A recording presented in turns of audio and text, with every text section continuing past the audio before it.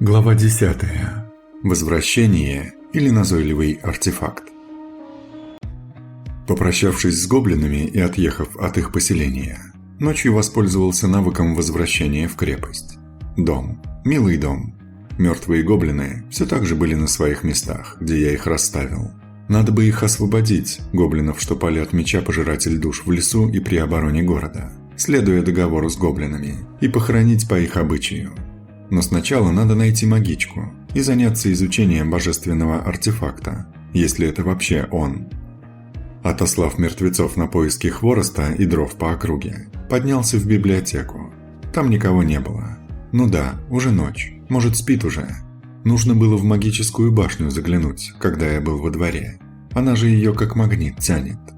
Проходя мимо кабинета с сенсорным шаром, дверь была открыта. Услышал бормотание. Заглянув туда, увидел магичку. Она водила руками по шару, ища что-то.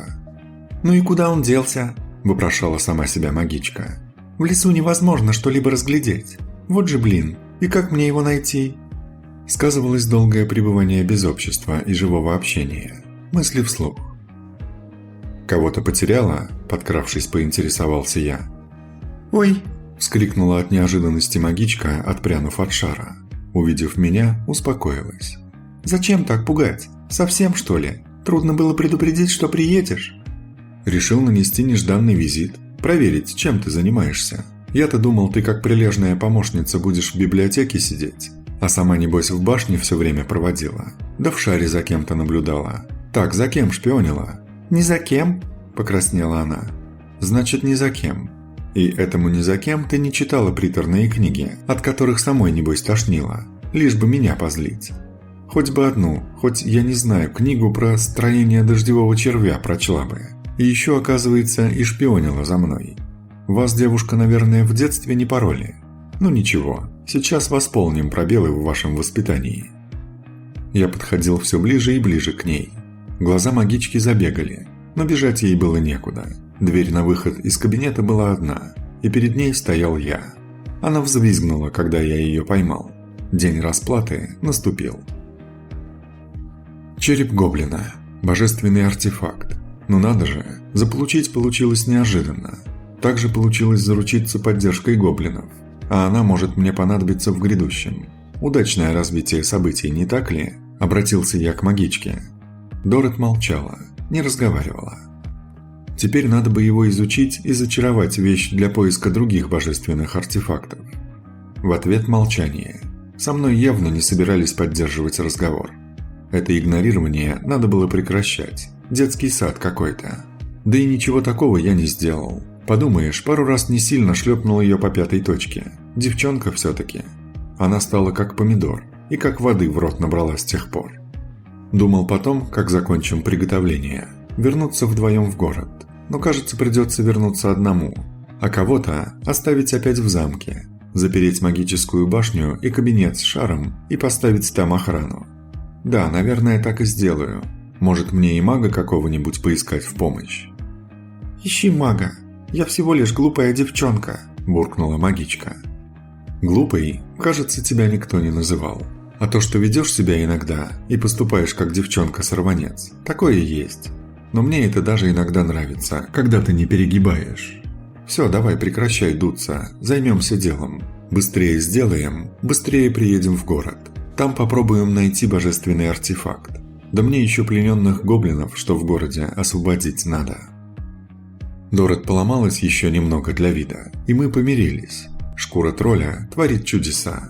Она лежала в трактире на сохранении у трактирщика и ждала свою магичку. А ей не терпелось прибрать шкуру тролля. Дорет наложила чары на вещь, которая теперь улавливала такие же волны, как и излучаемый от черепа гоблина. Предмет напоминал что-то вроде компаса.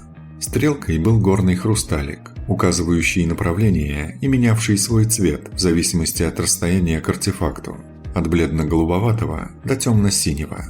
Его радиус действия решили сделать, отталкиваясь от того, что божественный артефакт находится в центре пятна, а пятно и примерный его центр можно было рассмотреть и рассчитать на сенсорном шаре. Поэтому радиус действия был сравнительно небольшим. Все же предмет при наложении на него чар поглощал силу магии у мага. И чем мощнее, тем больше он мог ее забрать. Не мог же я обескровить и обезмагичить магичку. Как только чары были наложены, он повел себя странно. Его стрелка заметалась от черепа гоблина к магичке. Дорот явно не понимала, что происходит. А вот меня осенило. Я бегом помчался в кабинет к шару. Нашел город Канция, где должен был быть божественный артефакт, в поисках которого я отправился. Пятна не было. Ну да, по времени все сходилось. Дорот еще была в городе, перед тем, как вместе со своим покойным учителем и отрядом наемников поехала гоняться за гоблинами, когда я нашел это пятно. А потом, когда вернулся в замок вместе с ней, я и не смотрел в шар на город. Присел на стул. Да, жизнь полна сюрпризов и неожиданностей. И что теперь с ней делать? Она живой человек. Делать нечего. Пошел обратно в магическую башню. Дорот стояла там же, держа в руках зачарованный искатель артефактов. «Ну ты уже сама поняла», — сказал я, глядя ей в глаза. «Поздравляю, ты божественный артефакт. Только что теперь с тобой делать? Заковать в цепи и запереть в замке? Или убить? Будешь как вот он», — кивнул в сторону черепа гоблина. Дорот уставилась на меня большими от испуга глазами. Вышел на улицу. Поднялся по лестнице на крепостную стену. С нее хорошо было видно, как мертвые гоблины таскают сушняк и складывают рядом с замком. Посчитав, что этого должно хватить, спустился, вышел из замка и подошел к этой куче. Поджег ее с разных сторон и, дождавшись, пока огонь разгорится, отдал свой последний приказ. Мертвые гоблины начали заходить в полыхающий костер. «Вы свободны. Покойтесь с миром». Уже начало светать. Я вернулся в замок. Нашел Дорот там же, где я оставил. Спать она так и не ложилась. «Собирайся, поедем в город. Никто неволить тебя не будет. Когда захочешь уйти, можешь уйти». Дорот немного пришла в себя от неожиданной новости про божественный артефакт в виде нее. Я ее предупредил. Будет нос задирать, могу и передумать насчет нее. Но, думается, она не поверила моим словам. И подначивать меня, скорее всего, будет еще больше. Наглая девчонка пользуется моей добротой. С такими невеселыми мыслями, без конца перебиваемыми болтовней магички, добрался с ней до города. Въехав в город, послал ее в трактир «Пьяный кабан» занимать комнаты, а сам поехал к командиру гарнизона. Людей в городе было не протолкнуться, везде повозки, телеги и прочий транспорт.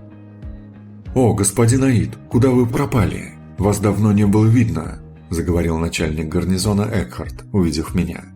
«И вам здравствуйте. Мои гоблины живые еще?» «Да что с ними будет? Ваш наказ никто оспаривать здесь точно не будет», – усмехнулся он. «Вас больше боятся, чем ненавидят гоблинов». «Это хорошо.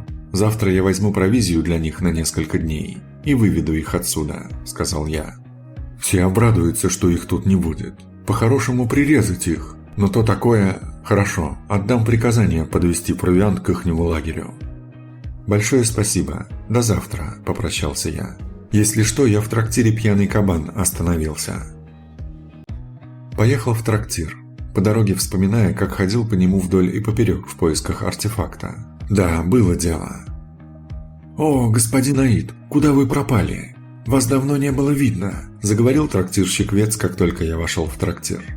Дежавю пронеслось в голове. «О, господин трактирщик, рад вас видеть в полном здравии. Как обстоят дела? Комнаты Дорот заказала? Наверное, со шкурой тролля сейчас обнимается». «Ничего не обнимаюсь», – раздался голос сверху. Магичка стояла наверху лестницы, опираясь на перила, и грызла яблоко. «Комната большая, хорошая, мой господин. Все в лучшем виде у нас». «Ага, хорошо. Погоди-ка, у нас? Сколько комнат?» – не понял я. «Одна, моя господин. Большая, с 2 кроватями», – пропела магичка. «Ты издеваешься? Почему одна?» Опять начала придуриваться. «Нет, она не виновата», – вмешался трактирщик. «Люди возвращаются, а в окрестностях все уже уничтожено. Вот постепенно восстанавливают свои дома и прочее. Поэтому в городе сейчас много людей, как правило, матери с детьми. Сейчас ни одной свободной комнаты ни в гостиницах, ни в трактирах не сыщешь. Я ту комнату напоследок оставил. Всегда надо держать все про запас. Вот видите, как я и думал. А так бы сейчас искали место на мостовой. – усмехнулся Вец. Сверху в меня прилетело яблоко и хлопнула дверь. Как же мне иногда хочется оставить ее в лесу, волкам на съедение, горестно пробормотал я. Тогда мир потеряет великого мага, рассмеялся трактирщик. Он расслышал мое бормотание. Как я понял, мне ее покойный наставник рассказывал, она вроде как вундеркинд у них считается. А ей всего ничего лет. Что же будет, как подрастет и наберется опыта? Представить сложно. Но и характер у нее своенравный. Поэтому орден ихний дал ей полную свободу действий. Под наблюдением, естественно. Невозможно удержать птицу в клетке, если это птица Феникс. Она ерошится, но все это возрастное. А так, поверьте, вы ей очень интересны. Она просто маленькая еще. И по-своему пытается привлечь ваше внимание к себе. Что-то мне кажется, что, скорее всего, в том ордене магов все перекрестились и вздохнули с облегчением, когда эта особа покинула их, проворчал я. «Что сделали?» – переспросил Вец. «Ладно, неважно. Есть какие-то новости?» «Да, только хотел рассказать. Когда вы были в отсутствии, прибыли посланники от нашего герцога. От его имени поздравили город, что отразил нападение и защитил местных жителей. Им уже рассказали, кого город поставил возглавить оборону против гоблинов. Им многое что про тебя рассказали. Что было и чего не было», – заговорчески подмигнул трактирщик. «Так что посланники вернулись уже с полным ворохом новостей, и о тебе в том числе. Скоро от города должны быть посланники к герцогу для урегулирования вопросов помощи городу и его окрестностей, устранения последствий набегов гоблинов и прочих проблем и их решений. От города поедут не последние лица. Вот ты с ними и поедешь. Они тебя представят. А пока отдыхай. Или можешь геройствовать. Тут уж как сам хочешь». Геройствовать не хотелось. Делать особо тоже было нечего. Отправил гоблинов в освояси, разговаривал с трактирщиком, перепирался с магичкой, валял дурака. Вскоре настал тот день, когда делегация от города выехала к герцогу. Не прошло и без накладки. Интересуясь про столицу герцогства, ненароком, когда трактирщик расписывал все прелести столицы, спросил про взрослые развлечения, где там можно весело провести время. Вец, усмехаясь, рассказал мне все в подробностях. Только мы упустили одну маленькую неожиданность в виде Дорот, не заметили ее. Подняв глаза, заметил ее на своем наблюдательном пункте. Она склонилась с перил и ловила наш разговор. Заметив, что я уставился куда-то вверх, обернувшись, поднял глаза и трактирщик. Тоже увидел ее и, сказав, что ему надо в погреб, испарился. Стало ужасно неловко, понадеявшись на ее юный возраст и на то, что, возможно, она не все расслышала. Все-таки народу в трактире было много, стоял шум и гам. Улыбнулся и махнул рукой. Мне тоже улыбнулись. Только с тех пор она стала немногословной, и все ее шуточки и поддевки в один миг прекратились. Не хотелось брать ее с собой к герцогу. Даже вышла небольшая ссора. Всю ночь слышал всхлипы со стороны второй кровати. Они мешали мне думать. Пришлось согласиться, чтобы поехать вместе. Она после этого вроде успокоилась и заснула. Мне стало это не нравиться. Рано или поздно я должен буду покинуть этот мир. Привязываться и обнадеживать кого-то не входило в мои планы. Наступил день отправки. Выехав из города, делегация двинулась в столицу герцогства Хенненпорх.